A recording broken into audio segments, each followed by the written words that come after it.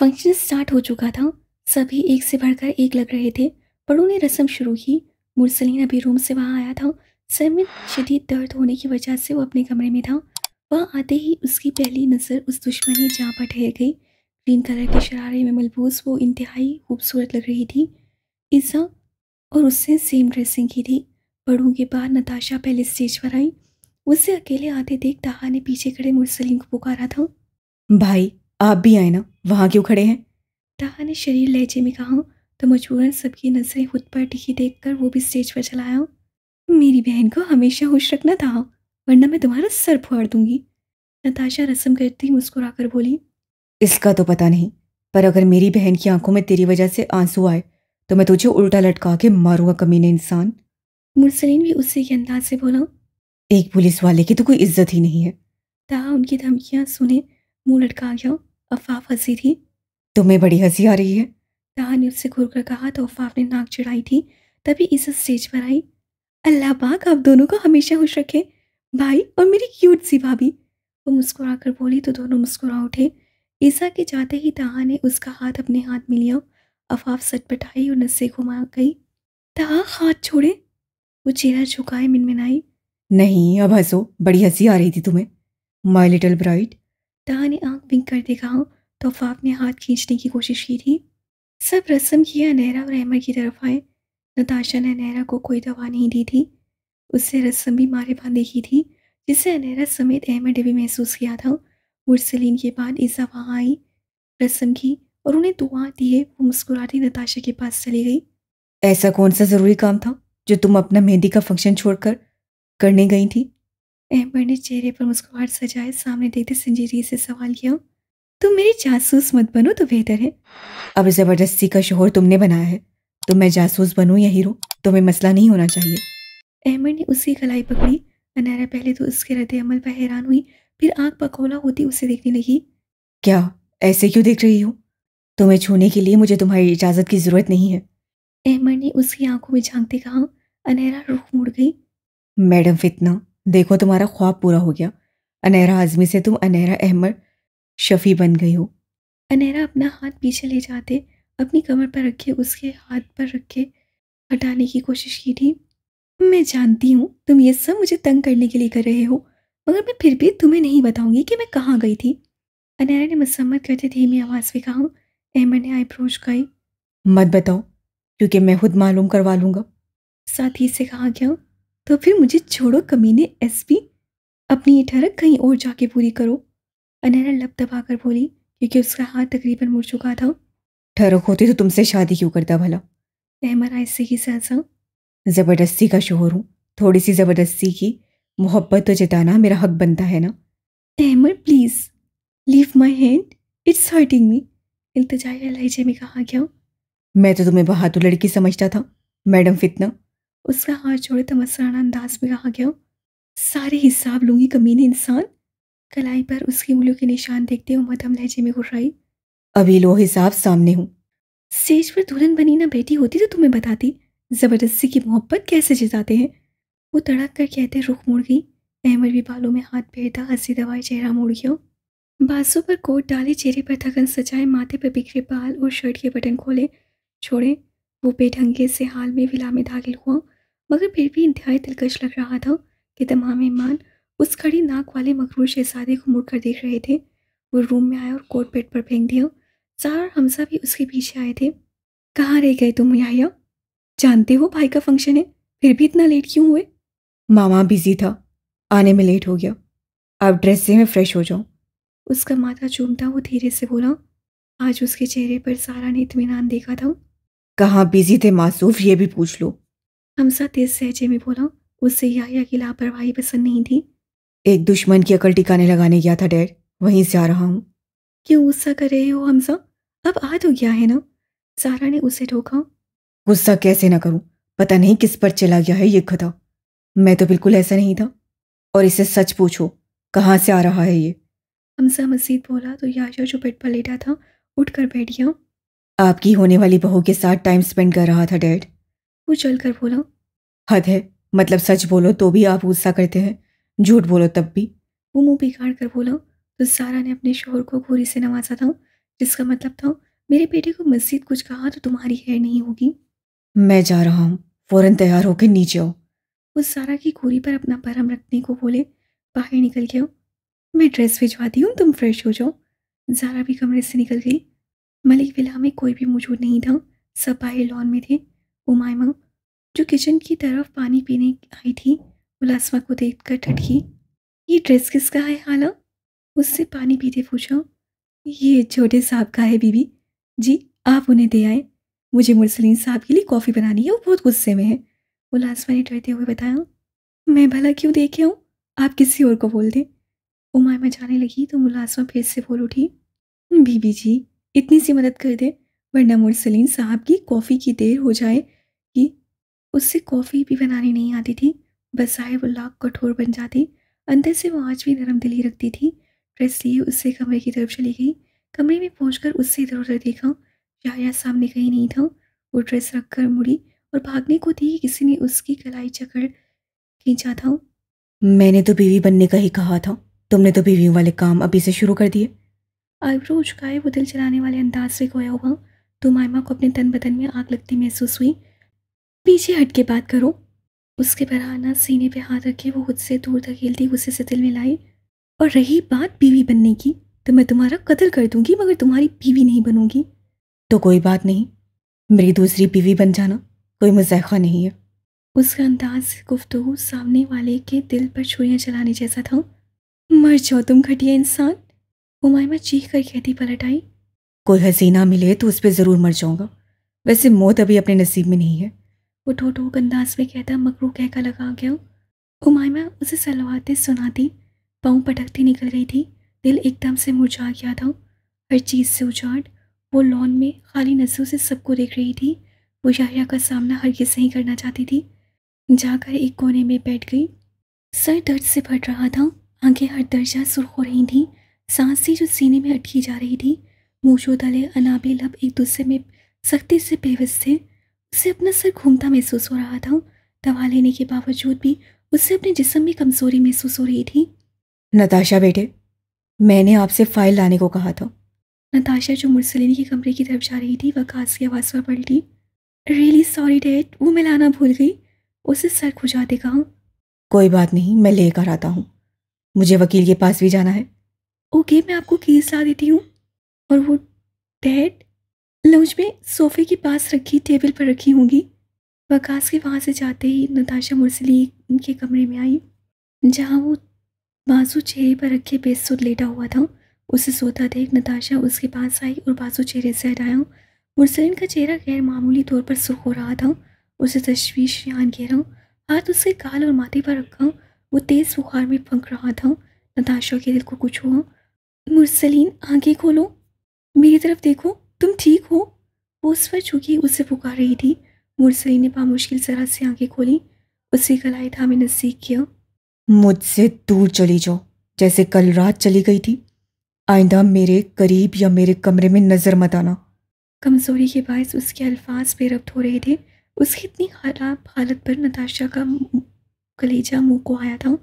वो पहले से ही बीमार था और फिर उसे ऐसी हालत में यूं छोड़कर जाना उससे अपनी सबसे बड़ी गलती महसूस हुई थी। उसकी आंख से आंसू टूटकर मुरसलीन के गाल पर गिरा और फिसलता चला गया। उससे फ़ौरन से डॉक्टर असद को कॉल की और उसे तबीयत के मुतल्लिक बताती वो साथ साथ उसे ठंडे पानी की पट्टियाँ भी कर रही थी, जो नीम बेहोशी में भी कभी उससे अपने पास बुलाता तो कभी दूर जाने का कह रहा था। मुलाजमा से सूप बनाने का कहती वो मेडिसिन लेकर वापस आई थी। मुलाजमा सूप देकर जा चुकी थी। उससे खुद को झटकते मुरसलीन के हाथ बामुश्किल काबू में किए थे। वो बार बार उसे धुतकार रहा था, मगर वो उसकी हालत पर आंसू जब्त करती उसे जैसे तैसे सूप पिला चुकी थी। वो अपने होश में नहीं था। अगर होता तो मुरसलीन रमीज शाह अपनी नाकदरी करने पर नताशा शाह का क्या हाल करता वो बेहतर जानती थी। उसे मेडिसिन देकर वो कुछ देर वहीं बैठी रही। जब उसे यकीन हो गया कि वो गहरी नींद सो गया है, वो वापस से नीचे आ गई थी। फंक्शन खत्म हो चुका था। मेहमानों के लिए जो अलग पोर्शन रखा गया था वो वहाँ जा चुके थे, जबकि मलिक विला वाले खुद विला में मौजूद थे। रात के 11 बज चुके थे। नताशा अभी तक वहीं बैठी थी। शाशा गाड़ी लिए लॉन्ग ड्राइव पर निकल गया था। उमायमा अपने कमरे में जले पैर की बिल्ली बने चक्कर काट रही थी। ईसा मालिक तो जाने कब से दुनिया से बेखबर सो चुकी थी। 1 घंटा मस्जिद गुजर गया। नताशा की आंख लग गई थी। किसी की भारी आवाज़ पे उसकी आंख खुली। देखा तो सामने वकास गुस्से की हालत में मौजूद था। उसे किसी अनहोनी का एहसास हुआ। ये सब क्या है नताशा? वजाहत देंगी आप? वकास ने उसके सामने फाइल पटकी थी, जिसके ऊपर कोई और कागज़ थे, जिन्हें नताशा एक लम्हे में पहचान गई थी। वो निकाह के पेपर्स भी उसी फाइल में संभाल आई थी कि बाद में निकाल लेगी। मुरसलीन की नाराज़गी ने जान आती की थी और उसके दिमाग से बिल्कुल ही ये बात निकल गई थी। डैड, दरअसल ये। नताशा अपनी जगह से उठी, उनके रूबरू हुई। क्या ये वो? मैंने आपकी कौन सी ख्वाहिश पूरी नहीं की नताशा? या मैंने कब मना किया इस रिश्ते से?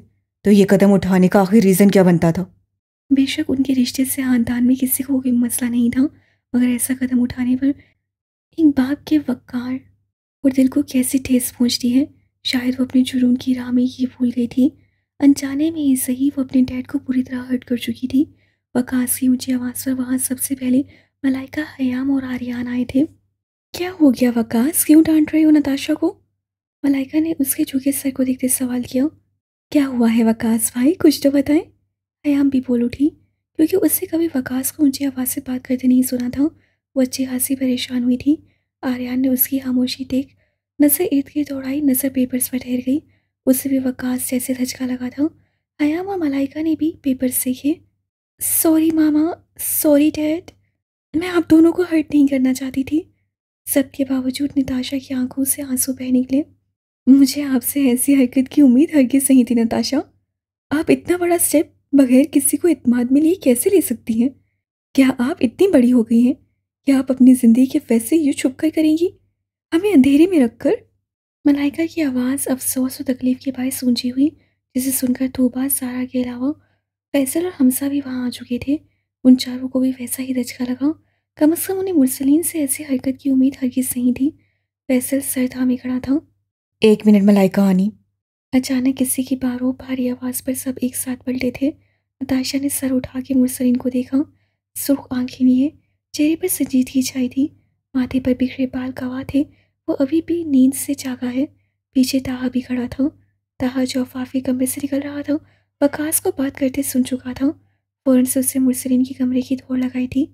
आप में से किसी को मैंने हक नहीं दिया कि वो मेरी बीवी से ऐसे लहजे में बात करे। जिसे जो सवाल करना है वो मुझसे करे, मेरी बीवी से नहीं। पूरे खानदान के सामने उसका हाथ थामे मुरसलीन ने उससे अपने पीछे किए दो टोक अंदाज में कहा।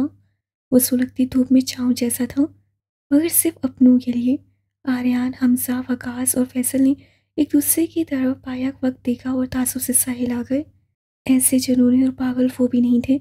अपने वक्त में जैसे औलाद से उन्हें नवाजा गया था। ये कौन सा तरीका है मुरसलीन बेटा बात करने का? तूबा उससे करीब आई। तो आप सब किस लहजे में बात कर रहे हैं नताशा से? उससे उल्टा सवाल किया। हाँ, हमने निकाह किया, मगर किसी को अंधेरे में रख के नहीं। हम शादी के बाद आप सबको खुद बताने वाले थे। हमने ऐसा कोई जुर्म नहीं किया।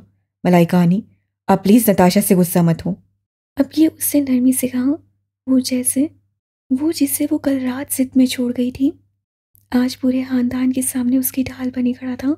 नताशा को बेसाख्ता अपने नसीब पर रश्क आया। मगर इतनी भी कौन सी इमरजेंसी आ गई थी मुरसलीन, जो तुम दोनों को ये स्टेप लेना पड़ा? पूछने वाला उसका बाप था। डैड, मैंने ही नताशा से कहा था, वो राज़ी नहीं थी। उसे वकास, शंकर और मलाइका आने की नाराज़गी का डर था, मगर मेरे फोर्स करने पर इससे हामी भरी थी। इसलिए आप में से कोई भी मेरी बीवी से कुछ नहीं कहेगा। उससे जितने हक से वो बात कही थी, सभी गश खा के गिरने को हुए थे। वो एक वक्त था जिसमें मुरसलीन रमीज शाह नताशा रज़ा के साय से भी दूर भागता था, और अब उसका इस्तेकाक भरा लहजा और उसके लिए नडर होके बीवी का लफ्ज़ इस्तेमाल करना सबको सदमे में भेजने की जैसा था। वजह क्या थी ये बताओ। वो मैं नहीं बता सकता बड़े पापा। आर्यान उससे गुरेज की वजह को समझता फिर से तासुब से साहिल आ गया। सभी उन दोनों के जुनूनी रूप से वाकिफ थे। गवाह कौन कौन था? जहां हमसा ने उस सवाल पूछा, वहीं अंदर दाखिल होते याया के कान खड़े हुए। ताहा की जान लबों को आई और शाशे की कदम आगे बढ़ने से इनकारी हुए। डॉक्टर असद, ताहा, याह्या और चौथा नताशा का दोस्त था। याया भी हमारे निकाह में शामिल था। नताशा ने हैरत से मुरसलीन का बाजू दबोचा। सबने कनखियों से उस लड़की को घूरा मुरसलीन सहेल आ गया। मुझे लगता है मैं गलत वक्त पर वापस आ गया हूँ। मैं चलता हूँ।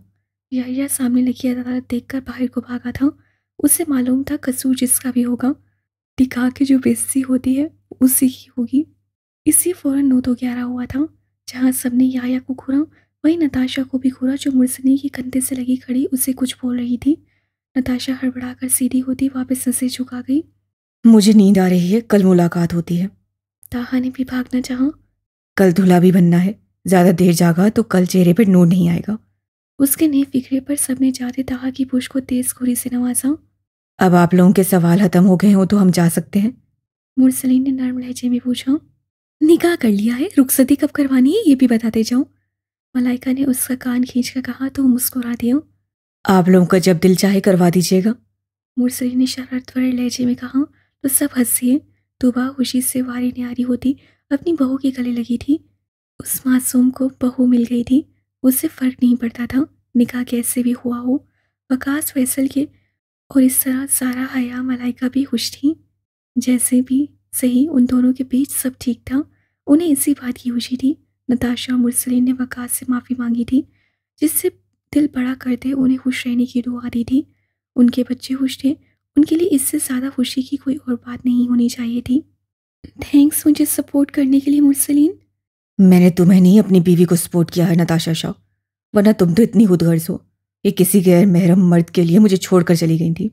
वो लफ्ज़ थे या कोई हंजर नताशा को अपने दिल के आर पार होते महसूस हुए। ऐसे लहजे में बात नहीं करो मुझसे मुरसलीन, तुम्हारा लहजा मुझे चुभ रहा है, मुझे तकलीफ होती है। उससे करीब जाते ही डार्क ब्राउन आंखों में अपनी समंदर जैसी गहरी ग्रे आंखें डाले वो लब भींच कर बोली। तकलीफ के आसार उसके चेहरे पर नुमाया थे। वो लाख मजबूत सही, मगर उसकी नाराज़गी उसके लिए आधे सर के दर्द से भी ज़्यादा खतरनाक साबित होती थी। अपनी बार तुम्हें तकलीफ का एहसास हो रहा है, और मेरा क्या नताशा? क्या मैं इंसान नहीं? मुझे तकलीफ नहीं होती? क्यों तुम ये बात हर बार भूल जाती हो? उसके दोनों बाजू जकड़े वो उसके चेहरे पर घुराया। नताशा ने अपनी डगमगाती नसों से उसके चेहरे को देखते आंखें मीच लीं। कुछ पल उसी खामोशी में गुजर गए। नताशा ने उसके बुखार के इद्दत में तपते चेहरे को अपने गर्म हाथों के लम्स से छुआ। मुरसलीन ने बेसाख्ता आंखें बंद की। गुस्सा झाग की तरह बैठ गया। उसकी बंद आंखों पर लब रख के नताशा ने अपने आंसू से तर चेहरा उससे गर्म चेहरे से मिस किया। वो उससे दी हुई तकलीफ का मदावा करना चाह रही थी। वो गुस्से में होने के बावजूद भी उसे खुद से दूर नहीं कर पाया था। वो लड़की उसकी तशनगी बनती जा रही थी, ऐसी आदत जो कम होने की बजाय बढ़ती चली जाए। मुझे तकलीफ मत दिया करो नताशा, प्लीज। क्या कुछ नहीं था उसके लहजे में। उससे अपना कंधा भीगता महसूस हुआ। वो रोता रहा था। वो पूरी जान से तड़प उठी। वो उठना चाहती थी मगर मुरसलीन ने ऐसा नहीं होने दिया। मुझसे दूर मत जाया करो प्लीज। तुम मेरी बीवी हो, मेरी मलकियत हो। मैंने कभी तुम पर शक नहीं किया, मगर सवाल जवाब करने का मैं हक रखता हूँ। क्योंकि तुम मेरी बीवी हो तो तुम मुझे जवाब दे हो, और मैं तुम्हें जवाब दे हूँ। मगर कल रात तुमने ज्यादती की है नताशा। तुम गलत होने के बावजूद चली गई। तुम कैसे मुझे अकेला छोड़ के जा सकती थी? उसके आंसू कतरा कतरा नताशा के कंधे को भिगो रहे थे। उसे लगा था वो उस पर गुस्सा करेगा, चीखेगा, लड़ाई करेगा, सच पूछेगा, मगर उसका यूं रोना नताशा को थोड़ी अजियत में मुब्तला कर दिया। वो मोहब्बत और उस लड़की से दूर भागने वाला आज उसी लड़की के आसार में टूटा बिखरा हुआ रोता हुआ उससे उसी ही की शिकायत कर रहा था। नताशा उसे जितना मजबूत समझती थी वो अंदर से उतना ही खोखला था। वो बहुत कमज़ोर था। उसे नताशा रज़ा पे बहुत मुश्किल से यकीन किया था, जिसे वो तोड़ चुकी थी। उसके साथ वो मुरसलीन शाह की मान और उसको भी तोड़ गई थी। तकलीफ की शिद्दत थी जो वो खुद पर होल चढ़ाकर रखने वाला आज नताशा की पनाहों में बिखर सा गया था। मैं मजबूर थी मुरसलीन, मैं तुम्हें तकलीफ नहीं दे सकती। तुम नताशा शाह के लिए सासू जैसे ज़रूरी हो, भला मैं तुम्हें क्यों छोड़ के जाऊंगी। उसके बाल सहलाते वो खुद भी रोते उसे दिलासा देने लगी। कौन सी मजबूरी थी ऐसी जो तुम मुझे उस शख्स के लिए छोड़ के चली गई? मुरसलीन ने गर्दन उठा के अपनी सुर्ख आंखें उसके फीके चेहरे पर मरकूज की। वो मैं तुम्हें नहीं बता सकती, मगर इतना कहूंगी, तुम वो वाहिद मर्द हो जिसके लिए मेरी सारी वफा मैंने संभाल के रखी है। मैं सिर्फ तुम्हारी अमानत हूँ। तुम कभी इस अमानत में खयानत नहीं पाओगे। बस कुछ वक्त, फिर मैं तुम्हें खुद ही सब कुछ बता दूंगी। बस मुझसे पसंद मत होना। तुम मेरी बचपन की दुआओं का हसूल हो। अगर ऐसा हुआ तो मुझे बहुत तकलीफ होगी। उसके चेहरे को थामे वो बस बोले जा रही थी। मुरसलीन इस पल बेबसी की इंतहा पर पहुंचा हुआ था। वो खामोशी से उससे दूर हो गया। रात बहुत हो गई है, तुम्हें अपने रूम में जाना चाहिए। क्या मैं यही नहीं रह सकती तुम्हारे पास? हंस से पूछा क्या? यहाँ रहोगी तो बिला वजह अजियत में मुब्तला रहोगी, जो कि मुझसे बर्दाश्त नहीं होगा। इससे जाओ प्लीज़। उसके लहजे की सख्ती ने नताशा की आंखें भिगोई थी। वो कुछ भी कहे बगैर कमरे से बाहर निकल गई और उसका कुछ वक्त तन्हाई में रहना ही बेहतर था। मगर हुआ क्या है भाई, कुछ बताएंगे? हमारा प्लान तो इस शादी के ख़त्म होने के बाद इख्तिताम पर पहुंचने वाला था ना।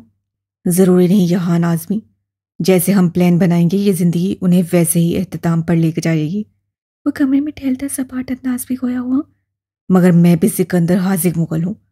ये ज़िंदगी ना सही, ये वक्त भी मेरा है और ताकत भी मेरे पास है।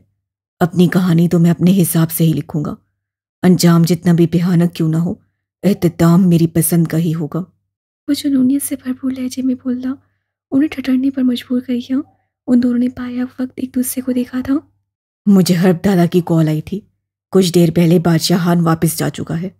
उससे मेरे खिलाफ जो चाल चलनी थी वो चल चुका है, जिसके तहत ऑर्डर आया है कि उस लड़की को लिए वापस आने का। मगर ऑर्डर देते वक्त उन्होंने ये नहीं बताया कि उस लड़की को वापस कैसे लाना है। उसके चेहरे पर शैतानी हंसी थी। अनहरा और यहान को बहुत कुछ गलत होने का अंदेशा हुआ। अब कौन सा खेल खेलने वाले हैं आप भाई? मालूम हो जाएगा तुम दोनों को। अभी बस इतना जान लो, आज का दिन हमारा पाकिस्तान में आखिरी दिन है और इजहारियान मलिक का भी। पेपर वेट घुमाते उससे दिलकशी से खेका लगाया। मगर ये सब इतनी जल्दी? मेरा मतलब है भाई, आज मेरी शादी है। अनहरा ने उलझते कहा, चेहरे पर उदासी धार आई। शादी नहीं, कॉन्ट्रैक्ट कहो, वो भी 2 महीने का नैराज़मी। जो भी है, मुझे उस कमीने से मोहब्बत हो गई है। लहजे में बेबसी धार आई। तो तुम यहीं रह सकती हो उसके साथ, हमें कोई मसला नहीं। सिकंदर ने आम से अंदाज से बात खत्म की। वो हाली सहन से उन्हें देखती रही। उदासी रग रग में खुल रही थी। वो पटकती बाहर निकल गई। तुम्हें भी जो मसले ख़त्म करने हो आज ही कराना यहान। तुर्की में मुझे वही यहान आज़मी चाहिए जो वहां से यहाँ आया था। अपने साथ यहाँ से कुछ भी लेके जाने की हमाकत मत करना, चाहे फिर वो किसी की यादें हों या मोहब्बत। बस सफाकी से कहता बाहर निकल गया। पाकिस्तान ने उन तीनों को बदल दिया था। उसे भी दिल में उदासी के होल उठते महसूस हो रहे थे। मगर जो हो रहा था गलत था। वो मोहब्बत के लिए नहीं बना था। वो सिर्फ जुर्म की दुनिया में रहने वाला एक ऐसा इंसान था जिसे उसकी दुनिया बेरहम शूटर के नाम से जानती थी। वो यहाँ आज़मी बस वही रहने वाला था। उसे किसी ने तारुफ की ज़रूरत नहीं थी। वो दिल मजबूत करता वॉकआउट कर गया। आज मलिक विला में बारात का फंक्शन था। सब तैयारियों में मगन थे। ऐसे में वो हंसी विला में होने की बजाय रेस्टोरेंट में बैठी बार बार अपनी सफ़ेद कलाई पर बंधी घड़ी पर वक्त देखते किसी का इंतजार फरमा रही थी। और उसे ज़्यादा इंतजार नहीं करना पड़ा था। सामने मौजूद हस्सी को वाइट जीन शर्ट में तरोताज़ा सा अपनी तरफ आते देख उसके चेहरे पर खूबसूरत सी मुस्कुराहट ने हाथा किया, जो दूसरी तरफ किसी को जहर की मानने लगी थी। अस्सलाम वालेकुम यहान सर, कैसे हैं आप? वालेकुम सलाम, अल्हम्दुलिल्लाह। आप कैसी हैं मिस उमामा? नजर टेबल पर रखे मेन्यू कार्ड के कोने पर खड़े मुस्कुरा कर जवाब दिया गया। मगर चेहरे पर पहली बेरौनगी कुछ और कहानी बयान कर रही थी। ये हमारी दूसरी मुलाकात है, मगर मैं आपको ये बता सकती हूँ कि आप उदास हैं, वो भी शदीद वाले। वो पूरी इत्मादी से बोली। मिस उमामा, आप बहुत समझदार हो गई हैं। जब इंसान टूटता है तो सबसे पहले से समझदारी ही मुफ्त में मिलती है, फिर दुखावे की हमदर्दियाँ और आखिर में टूटी टांग वाले सहारे, जिन्हें बज़ाहिर खुद सहारे की ज़रूरत होती है। वो तनसिया मुस्कुराहट के साथ ऐसे बोली। वो सुन के हैरान हुआ। ऐसे क्यों देख रहे हैं आप मुझे? परेशान होकर फिक्र नहीं करें, मैं अभी भी वही उमायमा शाह हूँ, वही डरी सहमी सी जो आपसे पहली बार उस सेमिनार में मिली थी। वो फिर से मुस्कुराई। नहीं, आप वाकई में बदल गई हैं। आंखों में अब मखसूस डर की जगह बेखौफी ने और चेहरे पर मासूमियत की जगह संजीदगी ने ले ली है। आप नरम दिल से पत्थर दिल बन गई हैं। एक वही शख्स था जो उसे सेकेंडों में पहचानने का होना रखता था। मैं यूं ही पत्थर की नहीं बनी हूँ। मैंने उससे महफिल में किसी लड़की को अपने शरीके हयात बनाने का वादा करते देखा था। वो हंसी, जैसे अपनी बेबसी का मजाक उड़ाया हो। मैंने एक किताब में सतर पढ़ी थी और मुझे लगता है वो मेरे लिए ही लिखी गई हो। Broken girl blossom into warrior. उससे कहते कंधे से बाल पीछे किए और वही लम्हा था। जहां ने मबहूस से उसे देखा। उस सादगी में भी कमाल थी। खैर, इन बातों को छोड़े, आप मुझे बताएं, आपने इतनी अर्जेंट मुझे कॉल करके क्यों बुलाया था? जी, मुझे आपको बताना था कि मैं कल वापस जा रहा था। उसके बाद शायद ही ज़िंदगी में कभी पाकिस्तान वापस आ सकूं, तो सोचा एक आखिरी बार आपसे मुलाकात कर लूं। तो मुझे लगता है 30 मिनट और 12 सेकंड इस मुलाकात के लिए काफ़ी होंगे। अब आप यहाँ से तशरीफ़ ले जा सकते हैं। उन्हें नहीं मालूम वो आसमान से टपका था या किसी जिन की तरह कैसे नुमादार हुआ, मगर उमाइमा शाह का पारा ना सिर्फ हाई हुआ बल्कि बीबी ही शूट करी है। याशा मीर को वहाँ मौजूद देख, आपकी तारीफ आपसे नहीं हो पाएगी सर जी। तो ये हैं तुम्हारे वो सर जिनसे तुम्हें मिलने के लिए यहाँ आना था। दिखने में काफ़ी हैंडसम है, नहीं लगता आजकल मार्केट में ऐसे पीस भी आने लगे हैं। उसका चेहरा दाएं बाएं कमाते वो काबिल दीद इत्मीनान से मुतसाफिर हुआ। सर जी, याया घूम कर उसके सामने आया। अगर मैं आपके चेहरे शरीफ के नक्शे में थोड़े से उतार चढ़ाव डाल दूं तो मेरे ख्याल से आपको बुरा तो बिल्कुल नहीं लगेगा। जहान ने उस फ्लैट पीस को आंखें घुमा के देखा। याया, बहुत हुआ, दफा हो यहाँ से, वरना। उमाइमा चीखी पड़ी। ओह, तो आप हैं वो बदकिस्मत इंसान याह्या मीर। जहान उठता उसके रूबरू हुआ। वाओ, क्या मैं इतना फेमस हो गया हूँ? याया हंसा। जी, बगैर तो कि टॉप लिस्ट में आजकल याह्या मीर सबसे ऊपर आ रहे हैं। आपको कौन नहीं जानता होगा। जहान ने सपाट अंदाज में कहते उसकी तरफ मुस्कुराहट उछाली। अगर तो ये तारीफ थी, यहाँ नाज़िम मुफ्त में किसी की तारीफ नहीं करता। याया जुमला पूरा करता वो बोल उठा।